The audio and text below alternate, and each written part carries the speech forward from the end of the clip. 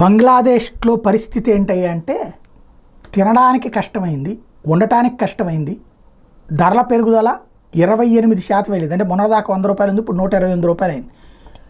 పంటలకు సంబంధించిన కష్టాలు వరదలతో వచ్చినాయి, స్టాకులు లేవు, ఆర్థిక పరిస్థితి కుదేలైంది, కరెంటు కోతలు పెరిగిపోయినాయి, బ్రతుకు కష్టమైంది. వాస్తవంగా బంగ్లాదేశ్తో ఎవరు యుద్ధం చేయాలి? బార్డర్ ఎవరికి ఉంది?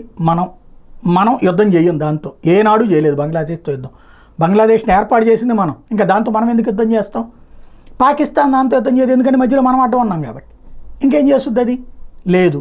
మరి అట్లాంటప్పుడు బంగ్లాదేశ్కి ఇప్పుడు ఆయుధాలు అర్జెంటుగా ఎందుకు అవసరమైంది? ఆర్టిలరీ ఎందుకు అవసరమైంది? పాకిస్తాన్తో స్నేహం మెయింటైన్ చేయడం కోసం పాకిస్తాన్ నుంచి 40,000 రౌండ్ల ఆర్టిలరీ షెల్స్ కొనుక్కుంటోంది. అవసరం ఏంటి అక్కడ? ముందు తిండి చూడాలా, ఉండటానికి చూడాలా, బ్రతుకు తెరువుకు సమస్య అయింది, విద్యార్థుల జీవితాలకు కష్టమైంది, అది చూడడం మానేసి ఈ రూట్లో వెళ్తుంది. అంటే దారి తప్పుతోంది.